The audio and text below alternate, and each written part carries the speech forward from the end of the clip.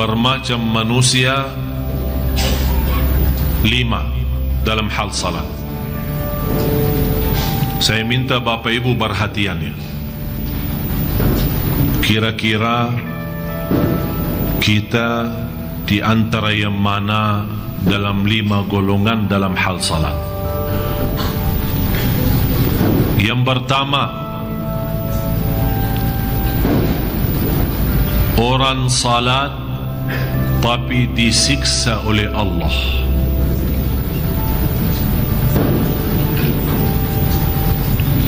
Orang salat tapi disiksa. Ternyata salatnya bukan menyelamatkan, malah salatnya membawa dia ke siksa Allah.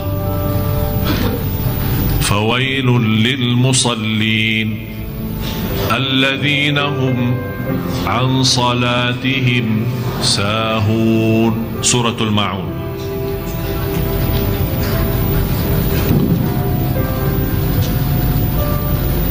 Surah 107 ayat 4 sama 5. Saya begitu membaca ayat ini, sebenarnya saya bersyukur, walaupun ada rasa takut. Bersyukur kenapa? Karena di sini Allah sebutkan alladzina hum an salatihim sahun, bukan fi salatihim sahun. Iman beda jauh. Kalau Allah bawakan fi, fawailul lil musallin alladzina hum fi salatihim sahun, berarti kita semua termasuk saya masuk dalam ancaman ini. Maksudnya apa fi? Alladzina hum fi salatihim sahun, yang lalai dalam salat akan disiksa oleh Allah. Pertanyaan saya, kita lalai dalam salat enggak?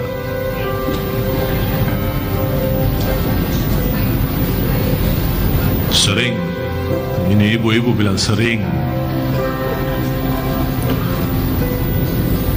Tapi alhamdulillah Allah tidak bawakan fi, karena Allah tahu manusia. Tapi Allah bawakan an salatihim. Abdullah bin Abbas radhiyallahu anhuma menjelaskan tafsirnya ini an. Apa beda an sama fi itu? Ternyata kata beliau, alladzina hum an salatihim sahun adalah salat orang munafik yang suka nunda-nunda salat. Begitu sudah mendekati habis waktu, dia kaget, ya Allah, mau habis waktunya, segera dan cepat ambil wudu dan segera dan cepat selesai salatnya supaya tidak habis waktu. Intinya salat tanpa rasa apa-apa. Allahu Akbar, Assalamualaikum warahmatullahi. Yang dia sadari Allahu Akbar sama salam, di antaranya tidak ada, nol.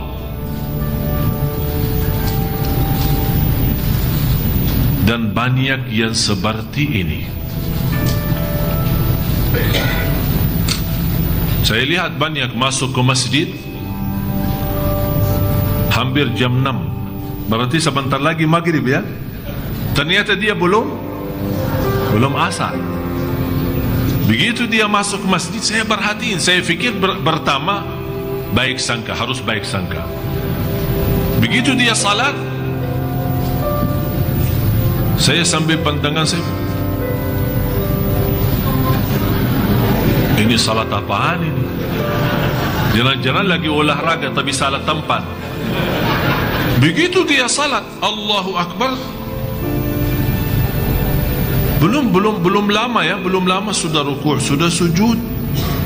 Begitu dia mau tahiyat pertama, saya fikir tahiyatul masjid, dia bangun lagi salat 2 rakaat. Jadi teruskan 4 baru salam. Tidak lebih dari 2 menit, 4 rakaat. Habis itu dia angkat tangan, dan saya begitu dekatin, saya tegur beliau, maaf, enti berdoa apa? Ya Allah, terimalah salat anak.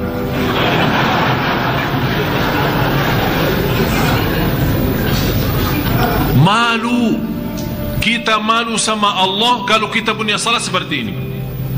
Kata Imam Ibn Qayyim rahimahullah, kalau anda belum bisa salat yang cocok bagi Allah, carilah Tuhan yang lain yang sesuai salat kita. Betul kata Imam Ibn Qayyim. Ini berkata Imam Qayyim 400-600 tahun lalu dia ngomong seperti ini. Kalau anda belum bisa fantas salat yang fantas yang cocok bagi Allah, cobalah cari Tuhan lain yang cocok dengan salatnya. Ya, kita salat sekarang tidak sesuai untuk Allah ini. Ini bukan untuk Allah. Itu yang dinamakan Rasulullah SAW, yang orang-orang yang bergerak dengan cepat untuk selesaikan salat karena takut habis waktu. Itulah kata Rasulullah, tilka salatul munafik. Begitulah salat orang munafik. Begitulah salat orang munafik. Begitulah salat orang munafik. Na'udzubillah.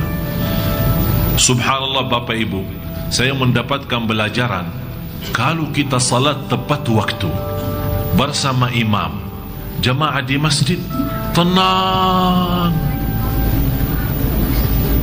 Saya pernah terjumus di dalam berjalanan, kemudian mepet pas asar, kemudian ada ceramah di satu tempat. Saya punya fikiran, udahlah kesana aja sekalian, nanti salat di sana.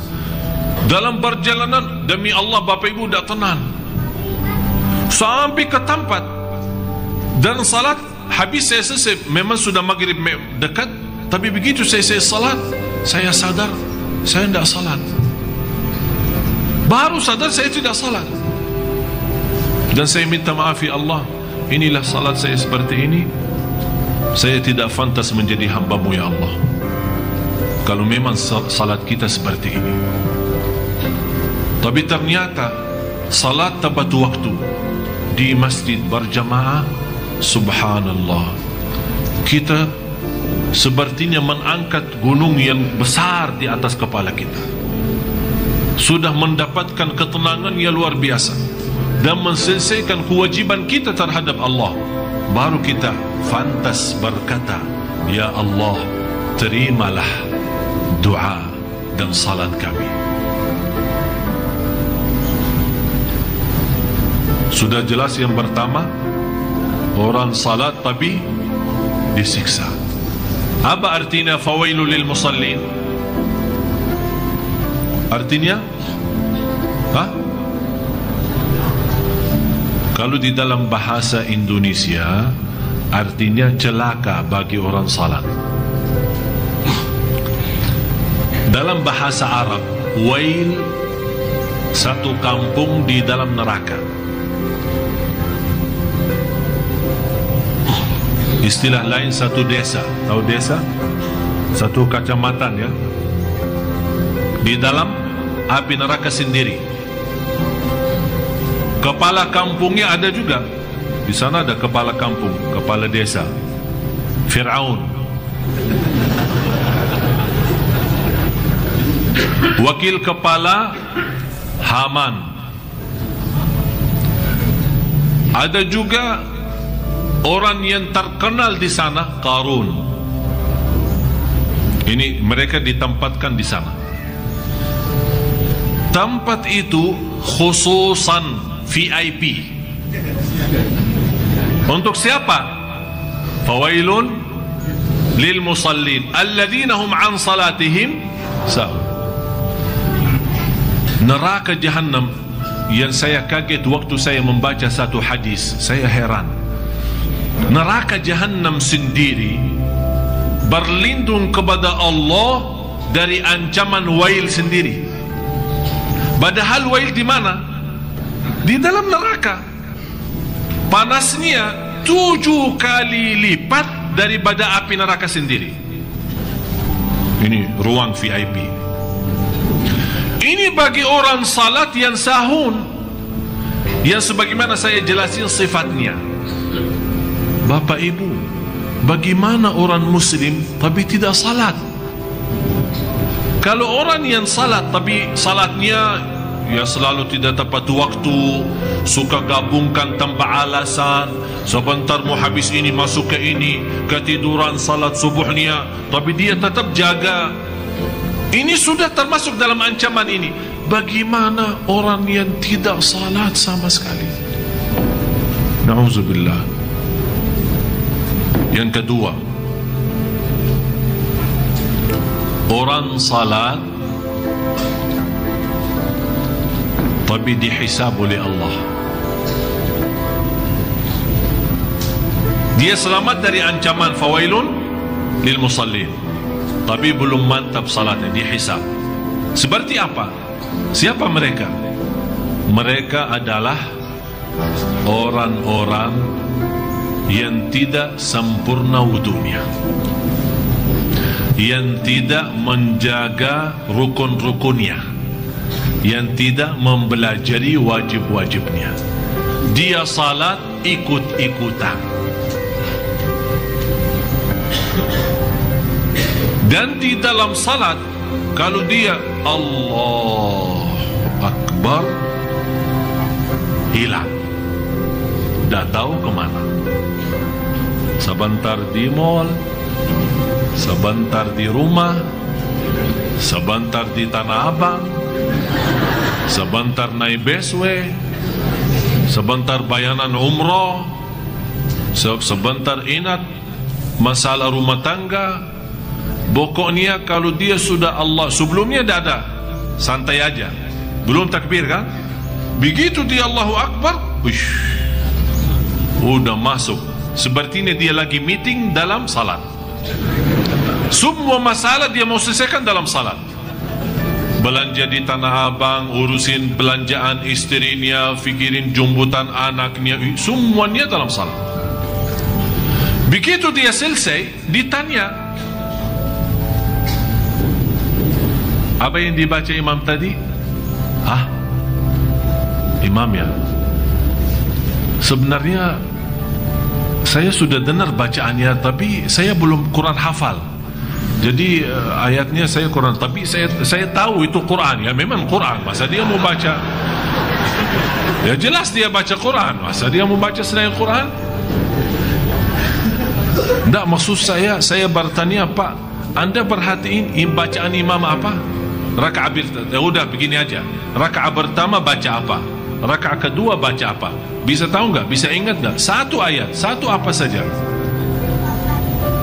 Sebenarnya saya jujur saja Ustaz, saya Quran hafal. Jadi saya sepertinya pernah mendengar ayat ini, pernah, tapi kok hilang gitu. Terus dia tanya kembali, maaf Ustaz, imam baca tadi apa?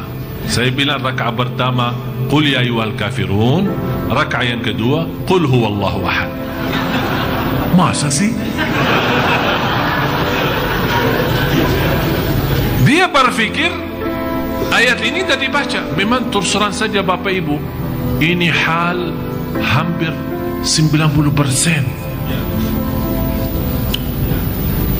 termasuk saya. Saya bicara jujur, kadang masuk salat Allahu Akbar, dah tahu kemana, dah ada rasa sama sekali. Selesai salat, oleh kerana itu berusaha jaga sunnah ba'diyah qabliyah, namanya sunnah rawatib. Mudah-mudahan dengan sunnah qabliyah ba'diyah Allah tutupi kekurangan itu di sunnah, di salat wajib. Pertama Allah hisabkan salat wajib. Begitu malaikat beriksa, ya Allah, ini hambamu memang salat banyak, tapi banyak lubangnya, banyak bocor. Bagaimana ya Allah ini? Kata Allah, coba lihat, beriksa, ada sunnah-sunnah enggak? Diperiksa, duha, qabliyah, ba'diyah, salat malam, tahiyatul masjid, sunnah wudu, taubat, hajat dan yang lain-lain. Allah perintah malaikat, coba beriksa, ada sunnah-sunnah enggak? Kata malaikat, ada ya Allah, banyak sunnah-sunnahnya. Udah, tutupi aja lubang-lubangnya. Ditutupin semua, jadi salat sempurna, masuk surga. Ada yang lain, Allah tanya, coba beriksa salat sunnahnya. Ya Allah, tidak ada. Berarti salatnya bagi dia apa? Celaka kan? Oleh karena itu Bapak Ibu, kalau anda belum bisa sempurna dalam salat wajib, jangan tinggalin salat sunnah. Banyak salat sunnah, qabliyah, ba'diyah, tahiyatul masjid, sunnah wudu, masuk rumah, keluar rumah. Sebagaimana saya sudah jelasin berkali-kali, sunnah itu berbanyak semaksimal mungkin. Harun al-Rashid, salah satu khalifah, terkenal beliau setiap malam tidak kurang, di luar salat wajib tidak berkurang dari 100 rakaat.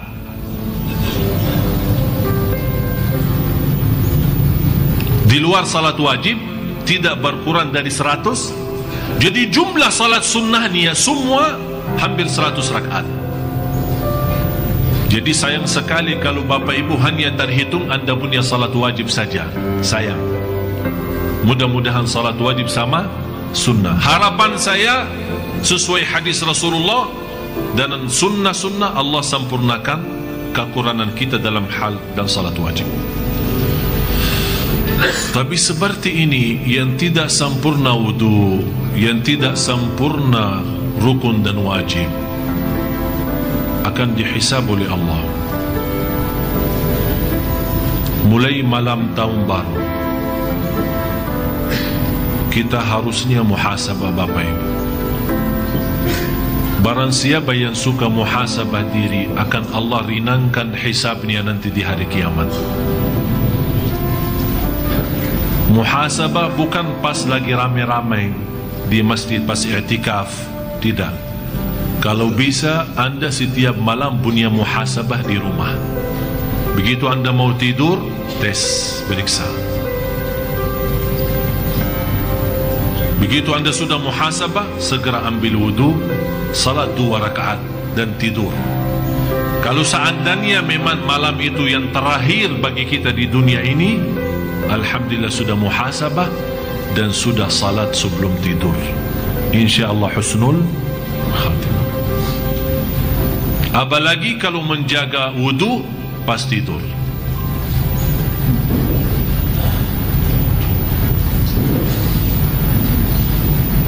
Jadi tolong diperiksa soal salat kita. Yang ketiga, salatnya mampu menghapus dosa. Sekarang Bapak Ibu harus fahami dalam 3-5 golongan ini, tidak semua salat bisa dapat pahala. Harus fahami itu ya. Tidak semua salat Anda bisa dapat pahala. Tidak semua salat Anda bisa mendapatkan ampunan. Tidak semua salat Anda bisa dihisab, dan tidak semua salat Anda bisa disiksa. Jadi semua ada apa? Turutannya, bagaimana sistemnya. Yang disiksa sudah saya jelasin, fawailun lil musallin. Yang dihisab oleh Allah sudah saya gambarkan. Orang yang dia berusaha jaga wudu, tapi begitu dia masuk salat, malah saya pernah masuk masjid, di samping saya ada orang salat tahiyatul masjid ini. Allah, dia hampir sama saya. Allah, tapi dia suaranya agak kencang sedikit, jadi saya bisa dengar suaranya. Begitu dia habis Allahu Akbar, tahiyatut thayyibatun barakatuh, saya kaget. Habis itu dia lepasin tangannya. Sepertinya saya bilang, saya dalam hati saya pas lagi salat, alhamdulillah sudah sadar. Dia sudah sadar, pas takbirah ihram dia lupa, dia lagi berdiri, dia fikir tahiyat. Dia mengganti doa iftitah jadi tahiyat. Tapi ternyata Bapak Ibu, pernah satu hari terjadi sama saya peristiwa yang sama. Allahu Akbar, tahiyatut thayyibatun.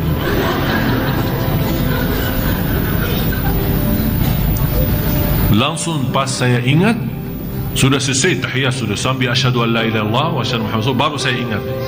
Kalau orang itu yang tadi ternyata lebih baik ingat cepatan.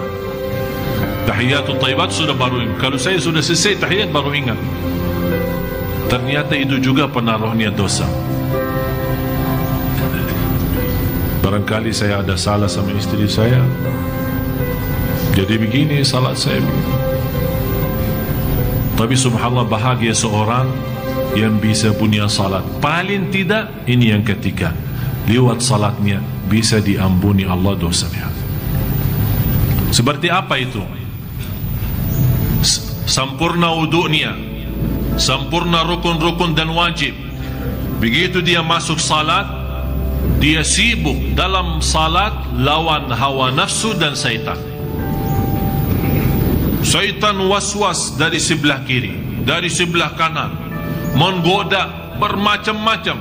Sepertinya dia merasa, saya kuntut belum, batal wudu belum. Banyak digoda oleh syaitan, tapi tetap dia perjuangkan. Tetap saya masih wudu, masih jaga wudu. Ini hanya waswas, ini bukan kuntut, bukan suara, bukan bau, bukan apa-apa. Teruskan. Tapi hilang sebentar, datang sebentar, hilang sebentar, datang sebentar. Dalam perjuangan ini Allah tidak memberikan pahala salatnya karena belum sempurna, tapi Allah berikan ampunan karena dia berjuang. Berjuang apa? Lawan waswas, lawan syaitan, lawan hawa nafsu, lawan fikiran. Dan salah satu bapa ibu yang membantu anda bisa lawan waswas dan fikiran, pertama, saat anda merasa waswas, kerasin suara bacaannya yang cukup untuk didengar oleh telinga sendiri. Anda merasa sekarang waswas ya, merasa hilang salatnya, kemana gitu, langsung anda Bismillahirrahmanirrahim, Alhamdulillahirabbil alamin, Ar-Rahmanirrahim. Kerasin suara dan rasakan dalam kalbu. Dan jangan biasakan diri setiap anda rasa was-was tutupi mata. Jangan menjadi hal itu biasa. Nanti lama-lama tidak bisa khusyuk kecuali tutup mata. Dan Rasul melarang kita lagi salat menutupi mata.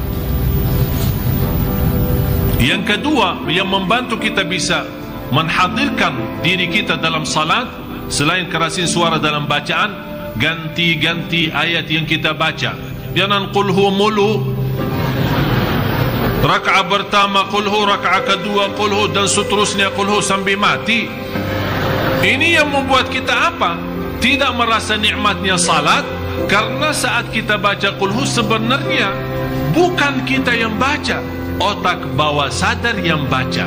Karena sering kita baca, otomatis sudah terekam di sini. Akhirnya dia keluar secara otomatis. Sudah faham? Jadi ganti, pas lagi salat anda rasa was-was, rakaat pertama ini ya, habis Al-Fatihah, Yasin wal Qur'anil Hakim, hafal 2 ayat, Allahu Akbar.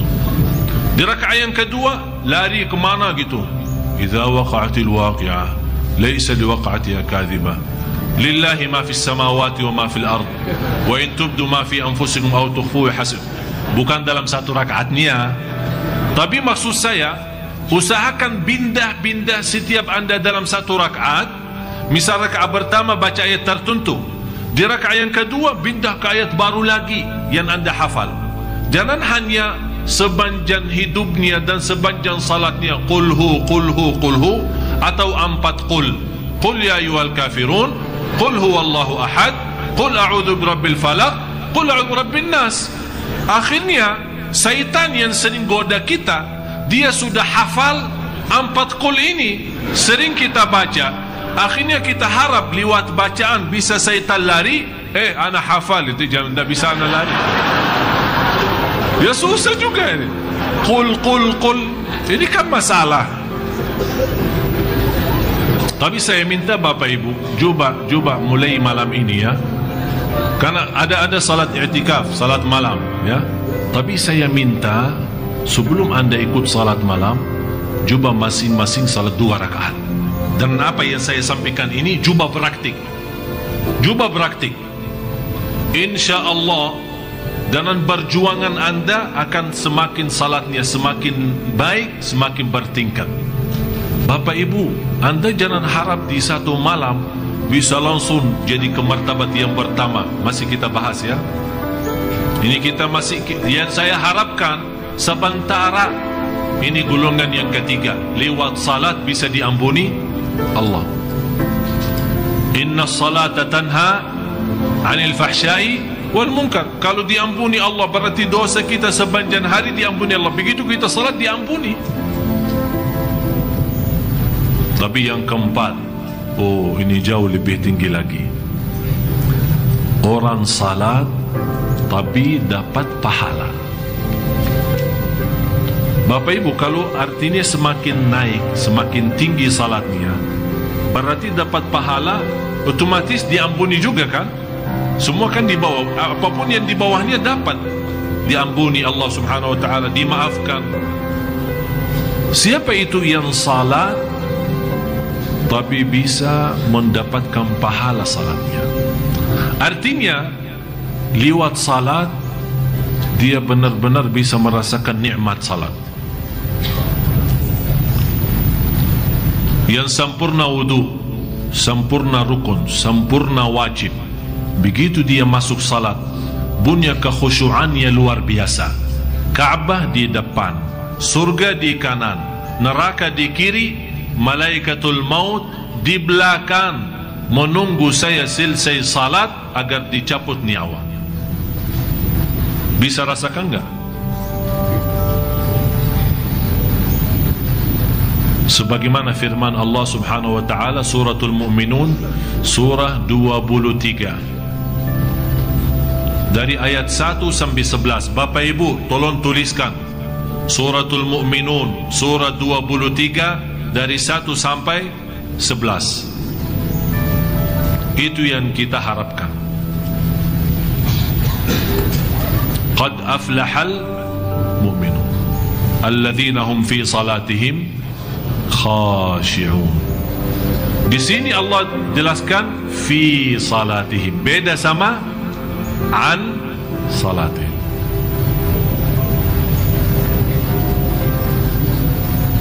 Bapak Ibu, yang tidak bisa di martabat yang keempat ini,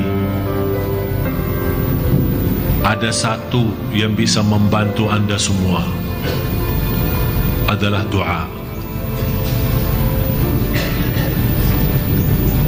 Kalau anda berduli mau betul-betul menikmati khusyuk dalam salat, anda berdoa kepada Allah. Ada seorang salih berkata, aku mujahada diri lawan waswas dan syaitan selama 20 tahun. Alhamdulillah, habis itu saya berhasil menikmati khusyuk dalam salat selama 20 tahun kemudian. Berarti Bapak Ibu, jangan putus asa. Jangan anda baru sekali salat, ya Allah ternyata khusyuk susah juga. Tetap berjuang. Kalau memang tidak bisa mendapatkan martabat pahala, paling tidak diampuni Allah, supaya kita keluar dari masjid lepas salat sudah suci dari dosa dan maksiat. Yang terakhir, yang kelima,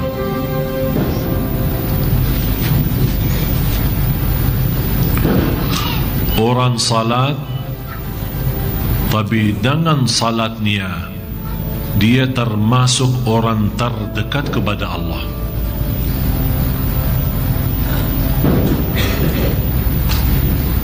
Lewat salat dia bisa merasakan diri sudah dekat sama Allah.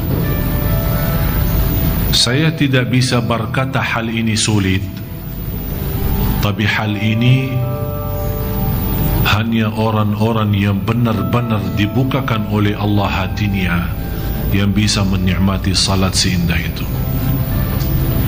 Orang salat namanya salat muqarrabun, yang didekatkan oleh Allah lewat salatnya. Jadi benar-benar dia datang begitu mendengar azan, bukan hanya mendengar azan, malah saya pernah membaca salah satu sejarah, salah satu ulama ahlus sunnah. Di dalam biodata sejarah beliau, 70 tahun tidak pernah masuk masjid sesudah azan, tidak pernah mendengar azan di luar masjid selama 70 tahun. Artinya apa?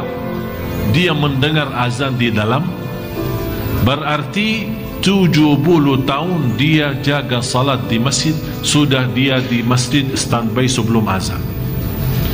Ini seperti mereka yang Allah kasih kelebihan posisi terdekat kepada Allah lewat salat. Inilah salat seperti salat mereka, tidak perlu doa. Begitu dia salat punya masalah, Assalamualaikum, selesai salat, Allah selesaikan masalah. Begitu dia punya hutang ingin dilunaskan, begitu dia melarikan diri kepada salat, ya ayyuhalladzina amanu, dia membuktikan lewat salat yang mendekatkan dirinya kepada Allah. Ista'inu bis sabri was salat. Begitu dia salam, lunas hutangnya. Sampai sahabat Rasul kekurangan makanan di rumah, dia salat 2 rakaat, Allah isi rumahnya makanan. Salat seperti apa? Yang jelas bukan seperti salat kita. Yang jelas betul bukan seperti salat kita. Salat mereka, begitu Allahu Akbar, mereka sudah merasakan dirinya di alam lain. Inilah salat mereka yang bisa tembus sampai ke langit yang ke-7, bertemu dengan cahaya Allah di atas. Cahaya salat mereka langsung bisa sambung dengan cahaya Allah di langit yang ke-7. Begitulah mereka merasakan keindahan dan kenikmatan yang luar biasa.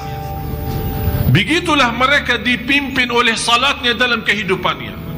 Murah rizki, tenang, sempurna iman, khusyuk, nikmat, mulia akhlak, kemana saja dalam lindungan Allah subhanahu wa ta'ala. Tapi ini kembali kepada apa? Supaya kita bisa mendapatkan salat seperti ini, harus kita bisa membiasakan diri segala sesuatu kita kembali kepada salat. Lagi sakit hati, sebelum anda cerita sama siapa-siapa, lagi sakit hati, atau tuliskan statusnya di dalam BB, aku lagi stres,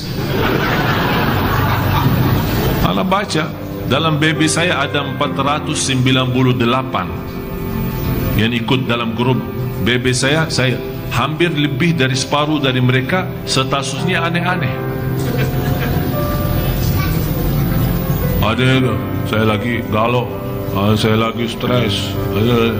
Kalau ditanya apa masalahnya, tidak ada. Tidak ada yang mau nikah sama saya. Itu jadi masalah. Banyak hutang. Tapi ternyata kalau kita periksa masalah itu, rata-rata masalah itu yang muncul itu gara-gara tangan kita, bukan karena Allah. Semua gara-gara tangan kita. Oleh karena itu Bapak Ibu, sebelum anda punya prinsip seperti ini di BBM-nya, di HP-nya, di laptopnya atau apa, mempunyai kata-kata yang tidak sesuai bersama Allah, lebih baik segera ambil air wudu dan salat. Punya masalah hutang, segera ambil air wudu dan salat. Sebelum anda cerita sama manusia dengan harapan dibantu oleh manusia, ceritalah sama Allah, baru akan Allah bukakan hati manusia memberikan pertolongan. Anda yang belum nikah, salat. Anda yang lagi sakit, salat. Anda yang merasa tertutup perjalanannya, salat. Kunci membuka bumi dan langit, salat. Ista'inu.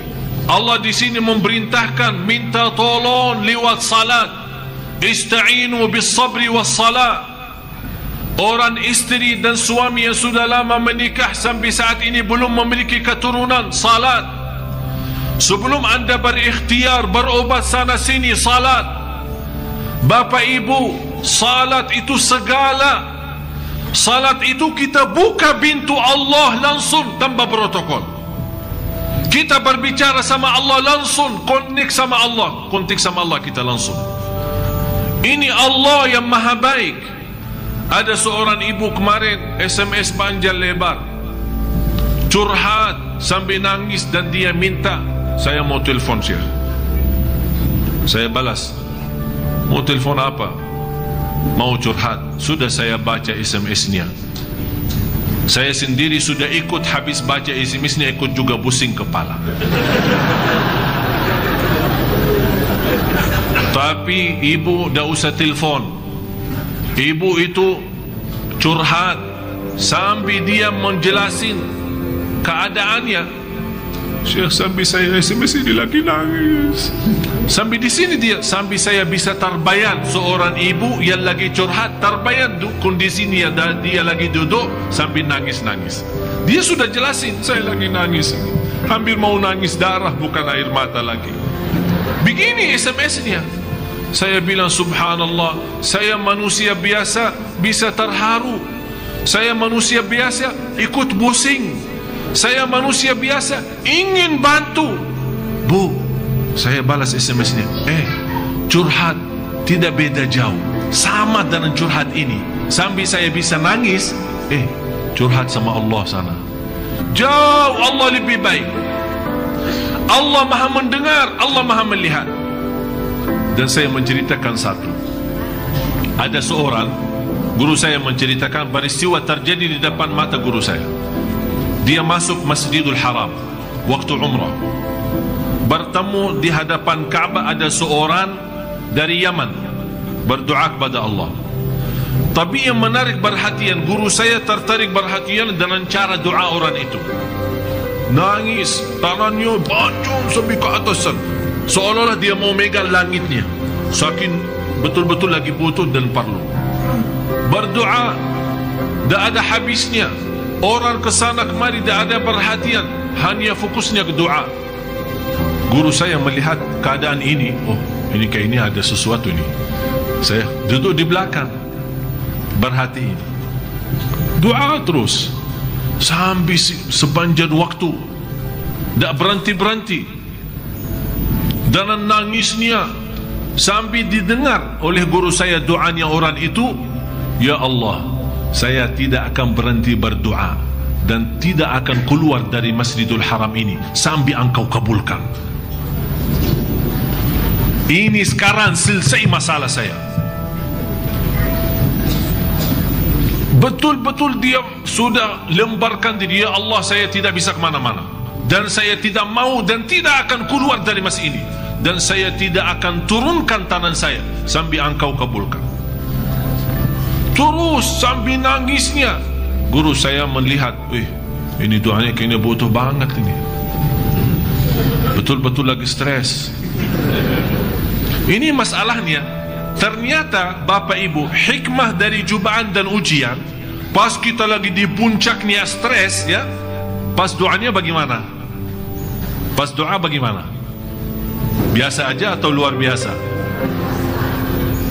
Allah senang ya luar biasa tuh.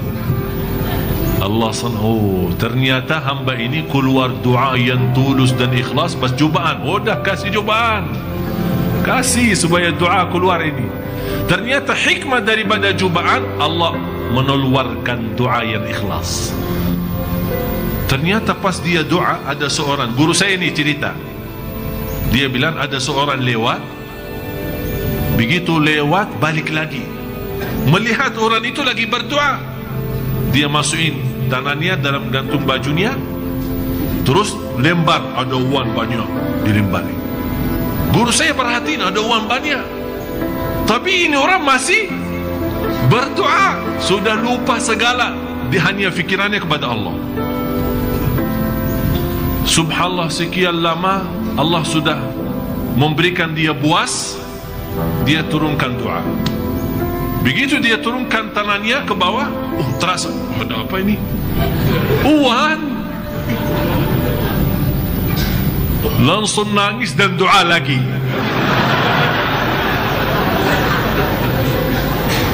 Dia tidak berhenti berdoa sampai ada kedengaran azan.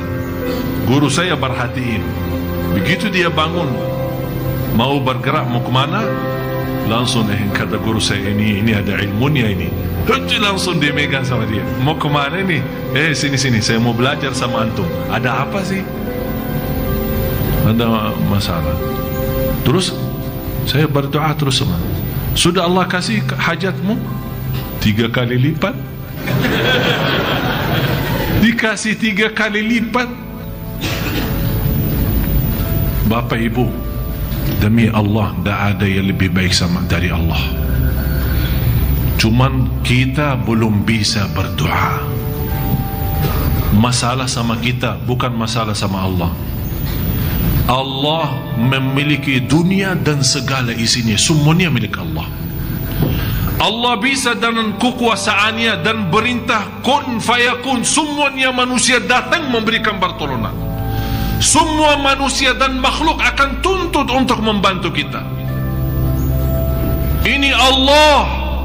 Jamaah sekalian, harus kita sadar, kita berhubungan sama Allah, salat karena Allah, bermunajat kepada Allah, bertawakkul ala Allah.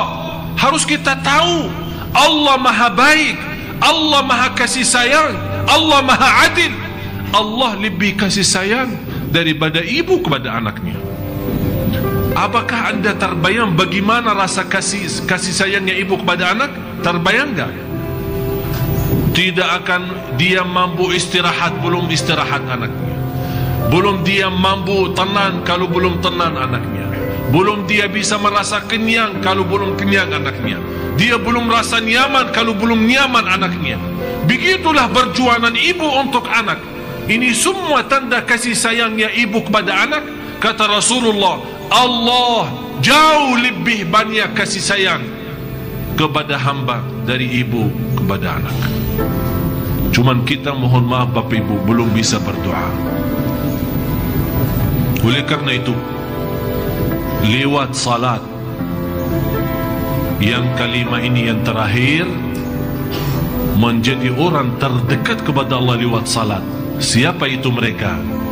Dia bukan hanya sempurna wudu, bukan sempurna rukun dan wajib, bukan mulia khusyuknya, dia sudah lebih dari batas khusyuk. Dia begitu salat, dia bisa merasakan kehadirat Allah di depan mata. Itu beda dia sama orang yang khusyuk. Dia bukan hanya mampu khusyuk, ini khusyuk sudah menjadi hal biasa bagi dia, tapi dia sudah mampu lebih daripada khusyuk. Tumpus khusyuk adalah dia merasa kehadirat Allah di depan mata. Dan begitu Allahu Akbar, dia yakin Allah sedang melihat salatnya. Oleh karena itu dia malu. Selesai salat, Allah kecewa dengan salatnya. Sebagaimana Al-Hasan ibn Ali radhiyallahu anhuma, begitu dia lagi ambil wudu dan dia nangis dan berubah mukanya seperti orang sakit. Ditegur sama muridnya, kenapa wahai Al-Hasan engkau seperti ini? Kata beliau, anda kalian belum tahu saya menghadapi siapa dalam salat. Jadi dia dalam wudunya, dia sudah merasakan kehadirat Allah. Dalam wudu dia sudah menikmati keindahan dan keagungan Allah. Begitu dia selesai salat, Allah penuhi dalam tumbuh badannya kekhusyuan. Begitu dia masuk salat, sudah masuk di alam lain. Itulah berkata, sebagaimana ada seorang Ahlus Sunnah wal Jamaah, Al-Imam Abu Muslim, kalau dia masuk dalam salat di dalam rumah, kata istri dan anaknya, berani anak-anak bermain-main di dalam rumah sambil teriak-teriak kalau dia pas lagi salat. Karena beliau kalau salat, dia tidak bisa mendengar bisikan apa-apa, karena dia sudah di alam lain. Inilah salat yang kita cari, itulah salat yang kita inginkan dan harapkan. Dan salat seperti ini tidak akan bisa terwujud kecuali dengan menanamkan rasa cinta masjid. Saya akhiri satu cerita. Udah habis ya? Habis? Saya akhiri satu cerita. Mudah-mudahan cerita ini bisa menjadi bermanfaat bagi kita semua. Ini cerita benaran terjadi di Tanah Suci. Ada seorang dengan ayahnya, habis Jumatan di Masjidil Haram. Dia orang tinggal di kota Jeddah. Jadi Makkah sama Jeddah kira-kira 55 kilo. Berarti 55 kilo dari Makkah ke Jeddah tembusnya 30 menit atau 25 menit. Karena beda jalanan ya. Kalau di Jawa 50 kilo bisa 1 hari belum sampai. Ini subhanallah, cerita ini dia membayangkan habis Jumatan di Masjidil Haram, kemudian bawa ayahnya pulang ke kota Jeddah. Di dalam perjalanan masuk waktu asar. Yang menarik perhatian anak itu, ada satu masjid di pinggir jalan hancur. Kelihatan dari jauh hancur, separuhnya hancur. Jadi sepertinya ada tanda tidak ada orang baki masjid itu buat salat. Sepertinya bangunan lama lah sudah. Tapi tetap dia mau berhenti di situ dan salat di situ. Tapi ternyata apa yang terjadi? Begitu dia mampir ke situ, ada satu mobil parkir di luar masjid. Dia heran. Dia berkata sama ayahnya, "Kak, masa ada orang salat di sini?" Udah, saya penasaran, saya mau tahu apakah betul ada orang atau cuma mobil aja tak ada orang di dalam. Begitu dia mendekati masjid yang hampir separuhnya hancur, terdengar suara Al-Quran. Ada seorang anak muda baca Quran suratul Rahman. Dia berhenti di luar sama ayahnya, menikmati suara yang indah. Tapi begitu habis bacaan Ar-Rahman, anak itu penasaran, mau tahu orang itu siapa dan kenapa dia salat di sini. Kenapa tidak cari masjid-masjid yang sudah siap? Ini masjid sudah hancur. Begitu masuk, ternyata bertemu dengan seorang muda sekali. Umurnya tidak lebih dari 20-23, kurang lebih lah seperti itu. Masih di umur muda. Dan langsung ditegur dengan ucapan Assalamualaikum. Orang ini yang muda yang ada di dalam masjid itu kaget. Sepertinya tidak pernah nyangka ada orang mau datang masuk ke sini karena tempatnya hancur. Langsung dia bilang Waalaikumsalam. Dan orang yang datang, dia berkata, "Anda sudah salat asar?" Kata pemuda, "Saya belum." "Udah, sudah masuk waktu, ayo kita sama-sama." Begitu anak muda bangun untuk salat asar, anak muda yang duluan duduk di masjid baca Quran, dia berkata, "Mau salat berjamaah? Ayo sama-sama kita salat berjamaah." Anak baru sama ayahnya kaget. Ini bicara sama siapa ini? Tidak ada orang di masjid. Kok dia bilang salat berjamaah? Sama siapa dia ngomong begitu? Jangan-jangan orang gila ini. Dia seperti ini bayangannya. Udah diam. Begitu iqamat, kemudian salat asar.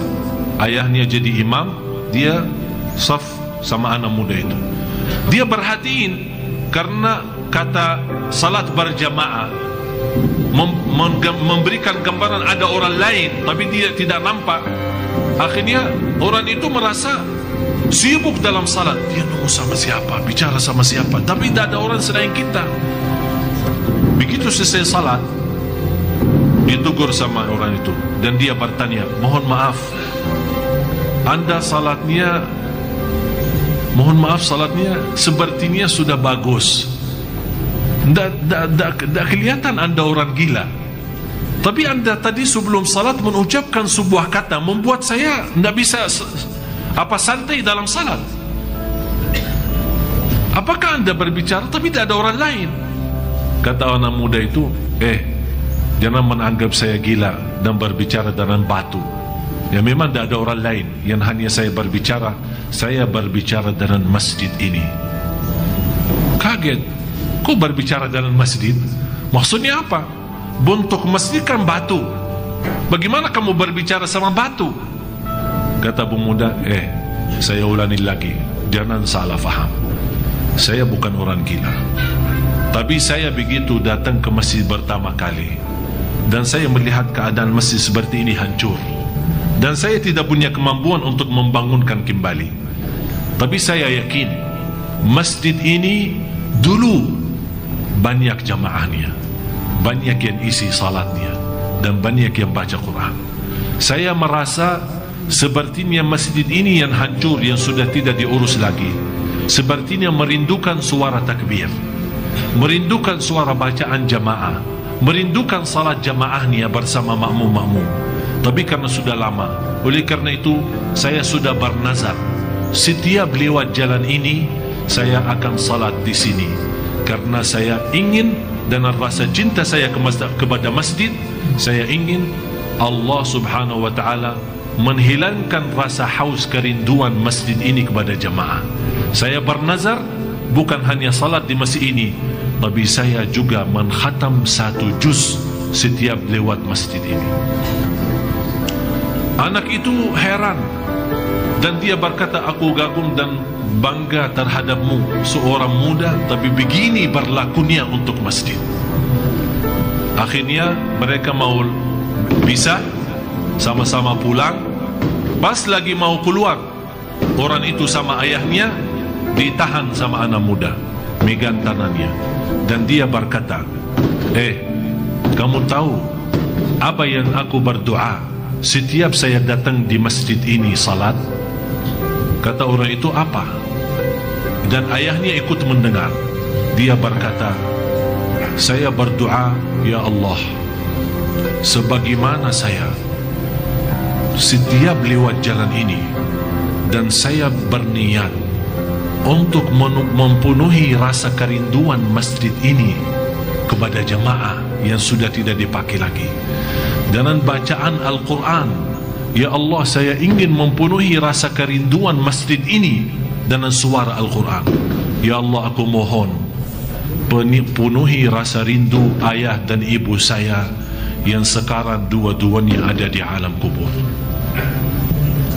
Ternyata Bapak Ibu, perjuangan seorang muda seperti ini menjaga salatnya di masjid yang hancur, niatnya untuk memadamkan dan mempenuhi rasa rinduan masjid ini, supaya Allah subhanahu wa ta'ala menurunkan kasih sayangnya kepada orang tuanya yang telah meninggal dunia. Kira-kira anak seperti ini, pasti inilah perjuangan bapaknya dan ibunya sampai bisa mewujudkan anak saleh seperti ini. Bapak Ibu, kita perlu mendidikkan anak kita semaksimal mungkin, agar besok kalau kita meninggal dunia masih ada yang tersisa doa dan bacaan anak kita yang akan dikirimkan pas kita meninggal dunia. Itu yang kita harapkan, karena kita tidak ada di antara bapak ibu yang punya jaminan anaknya besok akan mendoakan. Tidak ada di antara bapak ibu yang punya jaminan anaknya besok akan disibuki oleh dunia, akan dilalaikan oleh hawa nafsunya. Kita tidak ada di antara kita bapak ibu yang punya keyakinan anak kita akan menjaga salat di masjid dan akan tidak pernah lupa mendoakan kita. Oleh kerana itu, marilah kita sama-sama menanamkan cinta masjid di dalam hati anak kita, menanamkan cinta Al-Quran, supaya besok kalau kita dipanggil oleh Allah duluan, masih ada yang tersisa dengan kasih sayangnya Allah yang diantarkan oleh Allah lewat bacaan anak kita, lewat doa dan salat anak kita. Marilah kita sama-sama dengan masuknya tahun baru 2013 sama-sama memperbaiki diri, sama-sama bertaubat dan nasuha, sama-sama menuju ke ridha Allah, sama-sama menuntut ilmu yang terbaik dan memberaktik ilmu dalam kehidupan kita sehari-hari, agar Allah subhanahu wa ta'ala memberkahi sisa kehidupan kita dan mengakhiri hayat kita dengan husnul khatimah. Marilah kita sama-sama berdoa. Bapak ibu yang punya hajat, yang punya masalah, yang punya hutang, yang punya apa saja, bersama Allah inilah kesempatan. Habis majlis ilmu, doa kabul. Habis majlis ilmu, doa terkabul. Oleh karena itu, marilah kita sama-sama bukakan hati kita kepada Allah dengan doa yang ikhlas dan tulus, dengan Allah maha mendengar, Allah maha melihat, dengan keyakinan Allah akan mengabulkan dan menijabah doa kita dengan hajat kita masing-masing. InsyaAllah tidak ada yang keluar dari malam ini habis doa kita, pasti akan Allah mengisi dan mempenuhi segala hajat kita, lahir batin, dunia akhirat. Amin ya rabbal alamin.